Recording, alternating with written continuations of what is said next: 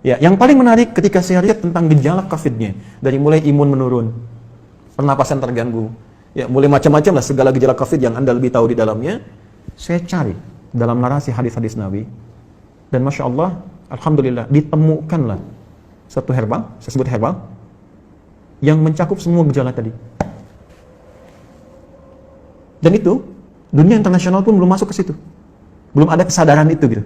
Ya, saya cek kemudian, di Indonesia nggak ditemukan materinya. Ini hanya ada di 2 tempat di dunia.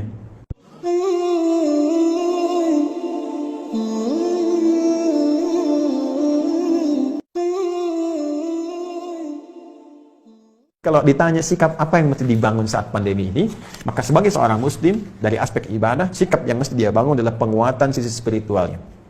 Ya, nanti di sini saya turunkan ada beberapa ayat di bagian ini yang memberi petunjuk langsung kepada kita. Jadi kalau nanti ada yang terkena COVID-nya misalnya, itu nanti mohon izin Prof, ada langsung zikirnya dibimbing oleh Al-Quran. Ya, bisa zikir yang standar Quran surah ke-26 ayat 80, zikirnya Nabi Ibrahim tuh. Wa idza maridtu fahuwa yashfin. Harus optimis. Kalau saya sakit pasti disembuhkan. Itu indah sekali di Quran itu. Jadi kalau Anda sakit pun mesti optimis sembuh. Ya, justru yang diajarkan tuh sikap optimisme. Saya selalu klaim ke teman-teman media, tuh Anda tuh gimana sih? 90% lebih sekarang berita tuh jelek semua.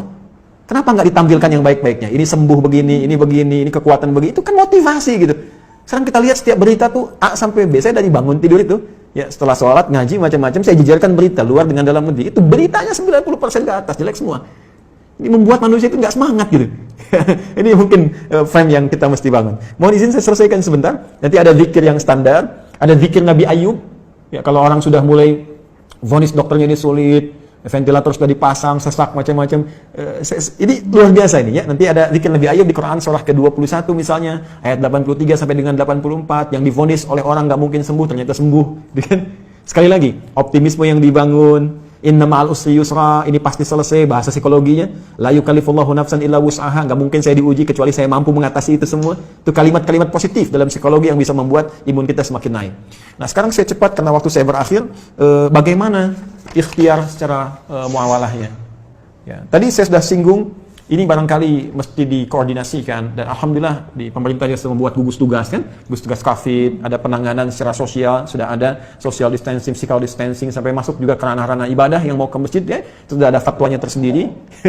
Itu nanti penerapannya itu yang harus disosialisasikan ke masyarakat, karena setiap tempat bisa beda kebijakan, ya, nggak semua dipukul rata gitu. Ini kan menarik juga, satu wilayah yang sangat dalam nggak ada COVID harus social distancing di masjid kan, agak aneh juga gitu ya. Nanti itu ada detail tertentu di situ.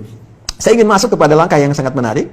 Prof ini juga herbal, mungkin teman-teman yang lain di kesehatan juga. Tapi saya nggak bisa buka ini ya, spesies genusnya saya ingin buka dulu sebentar. Nah, tapi saya challenge. Ya, Bu Rektor, saya challenge ya nanti tim terbaik dari Unhas. Kalau mau silahkan ke Bekasi, saya tunjukkan. Karena saya sudah uji ini 6 bulan dan Alhamdulillah 100% manfaatnya.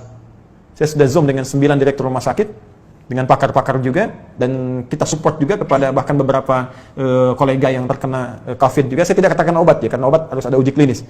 Saya katakan herbal, nabawi, ya kan? Ini apa namanya? Prophetic healing ya. Jadi pendekatan dari tibbun nabawi, ada sesuatu yang sangat menarik. Nah, saya riset. Sekali lagi riset. Gejala-gejala yang terkait dengan COVID.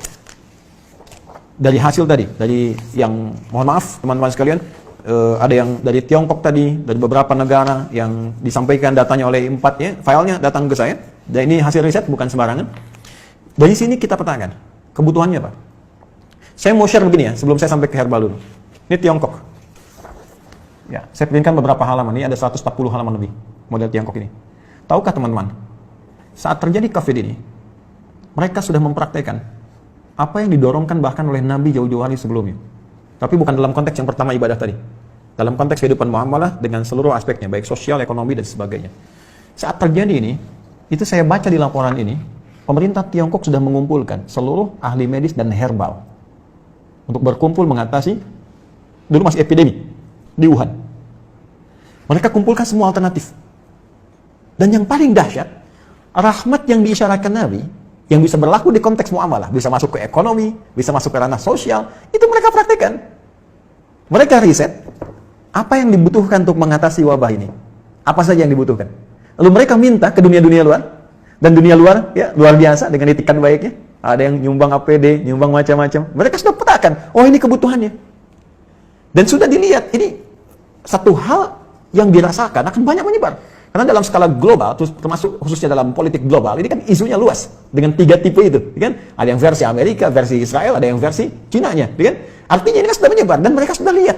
Artinya apa? Potensi dari segi muamalahnya, karena ini kan sisi agamanya kosong gitu kan, dalam tanda petik minim lah. Dia tarik sisi ekonominya saja.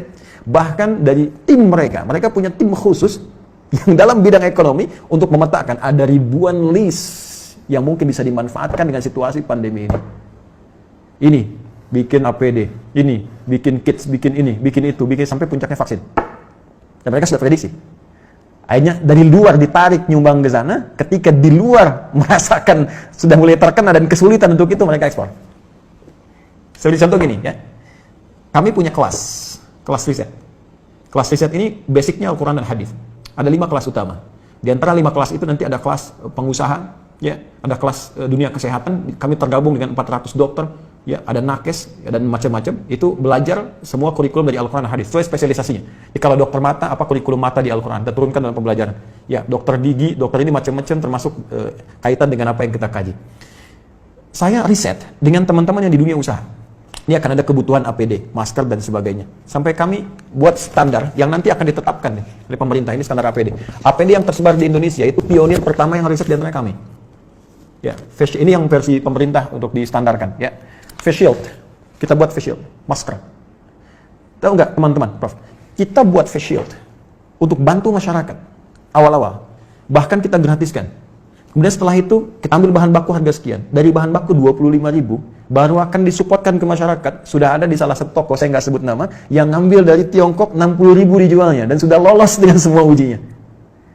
Saya ingin lihat dengan persepsi yang lain ya. Saya ingin lihat dengan persepsi, bukan persepsi kita menyoal. Persepsi kita melihat bagaimana Tiongkok membaca peluang menjadikan ini sebagai rahmat dan sekarang diselamatin WHO. Selesai gitu kan. Mereka bebas tapi mereka bisa meningkatkan sisi ekonominya. Kenapa kita nggak riset itu semua? Peluang apa yang bisa kerjakan kita sekarang? Kenapa teman-teman misalnya di wilayah Makassar, Sulawesi bisa tidak membuat batasan terbatas? Kenapa Anda nggak bikin aplikasi? Ya, meningkatkan ketahanan pangan. Riset, siapa yang jualan padinya, siapa yang jualan kentangnya, jualan sagunya, macam-macam. Aplikasi wilayah Makassar saja. Unhas jadi pionirnya. Yang butuh pangan ke sini, butuh ini ke sini. Mereka tinggal klik. Lokal hidup, nggak terganggu. Baru kita ngambil dari luar. Itu sisi ini. Ya, yang paling menarik ketika saya riset tentang gejala COVID-nya. Dari mulai imun menurun, pernapasan terganggu, ya mulai macam-macam lah segala gejala COVID yang Anda lebih tahu di dalamnya. Saya cari dalam narasi hadis-hadis Nabi. Dan Masya Allah, Alhamdulillah, ditemukanlah satu herbal, saya sebut herbal, yang mencakup semua gejala tadi. Dan itu, dunia internasional pun belum masuk ke situ. Belum ada kesadaran itu gitu. Ya, saya cek kemudian, di Indonesia nggak ditemukan materinya. Ini hanya ada di 2 tempat di dunia. Dan zaman Nabi sudah dipraktikkan. Ada gejala-gejala yang serupa pernah ditangani Nabi dengan pendekatan yang bisa diminum, bisa dimasukkan, teteskan ke hidung, bisa diasap gitu. Ya, itu ternyata saya cek, itu masuk jurnal, Prof sekalian. Ini materinya udah ada di jurnal, ya jurnal-jurnal ilmiah internasional. Ini saya ada beberapa jurnal nih yang sudah ada, ya. Tapi mohon maaf saya belum bisa zoom ya. Maksud saya nanti saya bikin statement di akhir. Ini sudah ada zoom internasionalnya. Ini sudah tahu ternyata khasiat-khasiat ini. Herbal ini, tapi belum ada kesadaran bahwa ini bisa mengatasi persoalan yang tengah kita hadapi saat ini di pandemi COVID. Ya, saya keluarkan itu, saya lacak hadisnya. Dari sejak 18 Maret saya usahakan, saya dapatkan dari sahabat kami karena ini hanya dapatkan di 2 tempat di dunia. Ya, di Himalaya dengan di Saudi bagian timur. Ini ada. Saya minta kemudian dari itu alhamdulillah ada.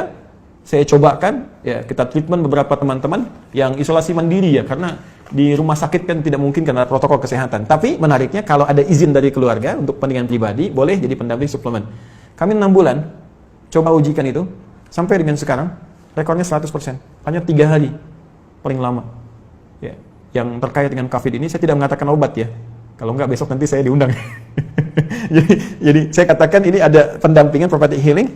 Kemudian saya sempat share juga Zoom dengan beberapa 9 direktur rumah sakit, kita berikan bantuan juga itu dengan skala yang sangat terbatas. Dan menariknya, saya coba pesan itu 1 kali lewat online, ya ingin tahu gitu kan, ada dilacak, ini sudah di produk internasional, tapi dengan arah pengobatan tertentu, bukan ke COVID.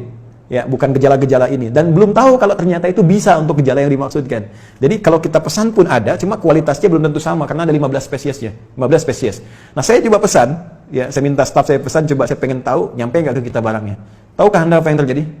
Begitu saya pesannya lewat ke Himalaya, ternyata barang yang datang ke kami harus masuk dulu ke Cina, dan ketika saya terima di Indonesia, addressnya, alamatnya dari Wuhan. Anda bisa bayangkan bagaimana bisa kontrol terhadap itu pun mulai ada kesadaran. Dari beberapa tempat sekarang mulai ada kesadaran untuk itu. Saya sudah menyampaikan kepada relasi terkait teman-teman, saya katakan begini sampai ke negara pun. Jika negara membutuhkan ini dan benar, ya silahkan uji.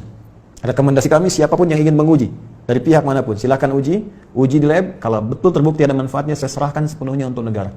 Saya tidak akan mengambil apapun dari ini dengan kecintaan kami kepada Indonesia. Hanya saya ingin satu saja, sebutkan referensinya bahwa ini dari hadis Nabi. Itu saja.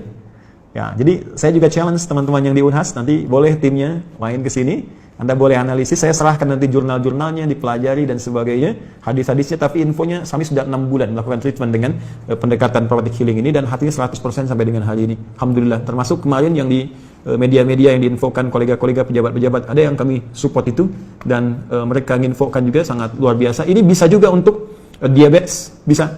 Kemudian kemarin ada yang kompleks antara diabetes dengan liver, dia menggunakan medis, ya medis belum ada pengaruh, mungkin belum cocok saja, mohon izin, ya. Lalu coba kami support dengan itu, dia selesaikan medisnya, dia tidak minum dulu, dia konsumsi itu, kami berikan, karena ini hanya 2 pekan, hanya boleh dikonsumsi dalam 2 pekan, kemudian selesai, 1 pekan baru nyambung kembali. Apa yang terjadi? Hanya dalam 3 hari, terjadi pemulihan yang sangat luar biasa, dia sudah bisa ke masjid, sudah beraktivitas, dan sudah normal kembali. Saya ingin katakan begini, betapa ini rahmat untuk kita dalam aspek muamalah. Kita bisa terbuka, bangsa kita bisa lebih kreatif, bikin APD, bikin peluang, bikin macam-macam. Semua sifat makro dalam bernegara itu bisa kita dudukan di sini. Yuk, dari segi ekonomi apa sih yang bisa kita ambil manfaat dari sini? Jangan dikeluhkan semua. Ya, dari segi ibadah sudah selesai tadi. Ya, dari segi kehidupan sosial seperti apa? Ada banyak hikmah yang bisa kita gali. Silaturahim, penguatan di keluarga, ya, penguatan di kampus dan sebagainya, dan tentunya teraplikasikannya nilai-nilai kebangsaan dengan nilai yang lebih luas. Saya kira itu yang bisa saya sampaikan. Ya, sebagai uraian dengan basic tadi apa yang dimintakan. Saya pikir Bapak Ibu lebih memahami apa yang saya sampaikan, dan saya banyak belajar dari Bapak Ibu sekalian. Ini hanya share saja apa yang saya temukan. Boleh jadi Anda menemukan yang lebih baik dari apa yang pernah saya risetkan. Saya kira demikian yang saya sampaikan.